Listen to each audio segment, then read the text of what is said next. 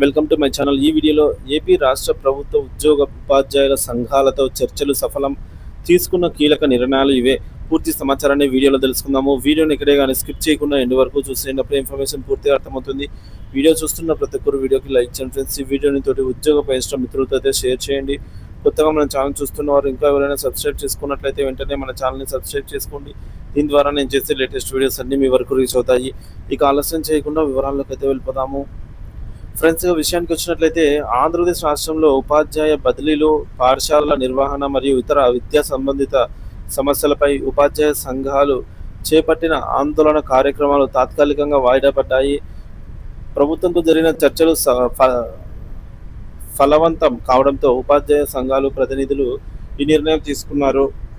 ఈ చర్చల్లో పలు కీలక అంశాలపై ఏకాభిప్రాయం కుదిరింది. కొన్ని అంశాలు తదుపరి చర్చలకు వాయిదా పడ్డాయి. ఈ పరిణామం రాష్ట్ర విద్యారంగంలో ఉత్కంఠతకు తెరదించింది. చర్చలలో అంగీకరించిన ముఖ్యాంశాలు విశ్లేషణ. ఎస్జిటిలకు మాన్యువల్ బదిలీలు. ఇది ఉపాధ్యాయుల చిరకాల డిమాండ్లలో ఒకటి. ఆన్లైన్ బదిలీల ప్రక్రియలో సాంకేతిక సమస్యలు, పారదర్శకత లోపం వంటి ఆరోపణల నేపథ్యంలో ఎస్జిటి బదిలీలను మాన్యువల్ పద్ధతిలో నిర్వహించడానికి ప్రభుత్వం అంగీకరించడం ఉపాధ్యాయులకు పెద్ద ఊరట. దీనివల్ల బదిలీల ప్రక్రియ మరింత సజావుగా ఉపాధ్యాయుల అభిష్టానికి అనుగుణంగా జరిగే అవకాశం అయితే ఉంది. ఉన్నత పాఠశాలల్లో అదనపు సెక్షన్లు. విద్యార్థుల సంఖ్య 49 దాటిన ప్రతి ఉన్నత పాఠశాలలోనూ 2వ సెక్షన్ ఏర్పాటు చేయడానికి ప్రభుత్వం ఆమోదం తెలిపింది. ఇది విద్యార్థుల ఉపాధ్యాయుల నిష్పత్తి మెరుగుపరచడానికి, నాణ్యమైన విద్యను అందించడానికి దోహదపడుతుంది. తరగతి గదిలో రద్దీని తగ్గించి ప్రతి విద్యార్థిపై ఉపాధ్యాయుడు వ్యక్తిగత శ్రద్ధ చూపడానికి వీలు కల్పిస్తుంది. మూడోది, ఫౌండేషన్ పాఠశాలల్లో అదనపు పోస్టులు. ఫౌండేషన్ పాఠశాలల్లో విద్యార్థుల సంఖ్య 20 దాటిన తర్వాత 2వ ఉపాధ్యాయ పోస్టును మంజూరు చేయడానికి అంగీకారం కుదిరింది. ప్రాథమిక విద్యా దశలో విద్యార్థుల పునాదిని బలోపేతం చేయడానికి ఇది అత్యంత కీలకమైన నిర్ణయము. నాలుగవది, ప్రాథమిక పాఠశాలల ప్రత్యేక నిర్వహణ. ఉన్నత పాఠశాలల ఆవరణంలో నిర్వహిస్తున్న ప్రాథమిక పాఠశాలను ఇకపై విడిగా స్వతంత్రంగా నిర్వహించడానికి ప్రభుత్వం ఒప్పుకుంది. ఇది ప్రాథమిక పాఠశాలల ప్రత్యేకతను కాపాడటమే కాకుండా చిన్న పిల్లల అభ్యాస అవసరాలను అనుగుణంగా వాతావరణాన్ని కల్పించడానికి సహాయపడుతుంది. ఐదోది, పనిభారం సర్దుబాటు. ఉపాధ్యాయులపై అధిక పనిభారం పడుతున్న సందర్భాల్లో సంబంధిత సబ్జెక్టులకు అవసరాన్ని బట్టి అకాడమిక్ ఇన్స్ట్రక్షన్లను లేదా సప్లైస్ను ఉపాధ్యాయులను సర్దుబాటు చేయడానికి ప్రభుత్వం సంసిద్ధత వ్యక్తం చేసింది. ఇది ఉపాధ్యాయులపై ఒత్తిడిని తగ్గించి బోధన నాణ్యతను పెంచడానికి ఉపయోగపడుతుంది. ఆరోది, స్టడీ లీవ్లో ఉన్న ఉపాధ్యాయుల స్థానాలు. ఆగస్టు 2025లోపు స్టడీ లీవ్ను తిరిగి విధుల్లో చేర్చే ఉపాధ్యాయుల స్థానాలను ప్రస్తుతం బదిలీల ప్రక్రియలో ఖాళీలుగా చూపించారు. దీనివల్ల స్టడీ లీవ్లో ఉన్న వారికి తిరిగి వచ్చిన తర్వాత పోస్టింగ్ సమస్యలు తలెత్తకుండా ఉంటాయి.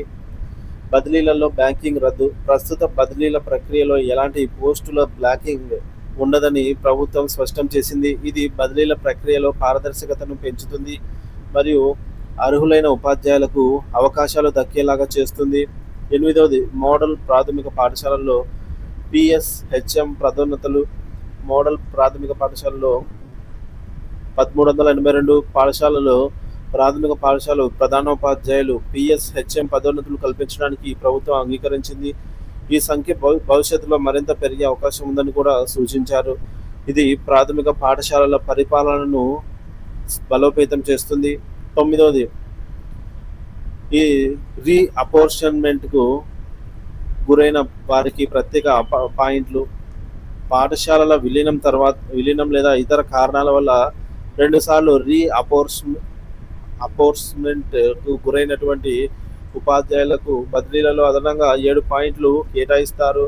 ఇది వారి ఇబ్బందులను పరిగణలోకి తీసుకొని వారికి కొంత ప్రాధాన్యత ఇవ్వడానికి ఉద్దేశించబడినది. 10వది, ఉమ్మడి సర్వీస్ రూల్స్ కమిటీ.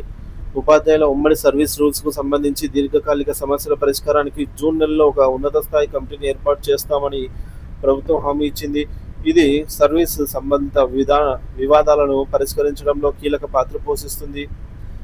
MEO ప్రధానోపాధ్యాయుల పరస్పర బదిలీలు. సాధారణ ఉపాధ్యాయుల బదిలీల ప్రక్రియ పూర్తయిన తర్వాత మండల విద్యాధికారులు ఎంఈఓలు మరియు ప్రధానోపాధ్యాయుల పరస్పర బదిలీలపై నిర్ణయం తీసుకుంటామని ప్రభుత్వం తెలిపింది. 12వది మోడల్ ప్రైమరీ పాఠశాలలో అదనపు పిఎస్హెచ్ఎం పోస్టులు. మోడల్ ప్రైమరీ పాఠశాలలో విద్యార్థుల సంఖ్య 120 దాటినప్పుడు అదనంగా ఒక పిఎస్హెచ్ఎం పోస్టును కేటాయించడానికి ప్రభుత్వం అంగీకరించింది. ఇది పెద్ద పాఠశాలల నిర్వహణను సులభతరం చేస్తుంది. పెండింగ్లో ఉన్న అంశం సమాంతర మాధ్యమం. పాఠశాలల్లో తెలుగు మాధ్యమాలతో పాటు ఆంగ్ల మాధ్యమాన్ని సమాంతరంగా కొనసాగించేందుకు విషయంపై విద్యాశాఖ మంత్రితో ప్రత్యేకంగా చర్చించిన తర్వాత తుది నిర్ణయం తీసుకుంటామని ప్రభుత్వం తెలిపింది. ఇది రాష్ట్ర విద్యా విధానంలో ఒక ముఖ్యమైన అంశం కాబట్టి దీనిపై విస్తృత చర్చలు అవసరమని ప్రభుత్వం భావిస్తున్నట్లుగా తెలుస్తోంది. ఎస్టీయు నాయకత్వం స్పందన. ఈ చర్చల ఫలితాలపై ఎస్టీయు రాష్ట్ర అధ్యక్షులు శ్రీ ఎల్ సాయి శ్రీనివాస్ మరియు ప్రధాన కార్యదర్శి శ్రీ రఘునాథ్ రెడ్డి సంతృప్తి వ్యక్తం చేశారు. ప్రభుత్వం సానుకూలంగా స్పందించి అనేక కీలక డిమాండ్లను అంగీకరించినందున తక్షణ ఉద్యమ కార్యాచరణను వాయిదా వేస్తున్నట్టు ప్రకటించారు. పెండింగ్లో ఉన్న సమాంతర మాధ్యమం వంటి అంశాలపై కూడా త్వరలోనే సానుకూల నిర్ణయాలు వస్తుందని అయితే వారు ఆశాభావం వ్యక్తం చేశారు. ప్రభుత్వం మరియు ఉపాధ్యాయ సంఘాల మధ్య జరిగిన ఈ సఫలవంతమైన చర్చలు రాష్ట్ర విద్యా రంగంలో ఒక సానుకూల వాతావరణాన్ని సృష్టించాయి. అంగీకరించిన అంశాలను సత్వరమే అమలు చేయటం, పెండింగ్లో ఉన్న సమస్యలపై త్వరితగతిన నిర్ణయాలు తీసుకోవడం వంటి వాటి ద్వారా ఉపాధ్యాయుల నమ్మకాన్ని మరింత పెంపొందించుకోవాల్సిన బాధ్యత ప్రభుత్వంపై ఉంది. ఈ ఒప్పందాలు విద్యార్థుల భవిష్యత్తుకు, విద్యా ప్రమాణాలకు మెరుగుదలకు దోహదపడతాయని ఆశిద్దాం.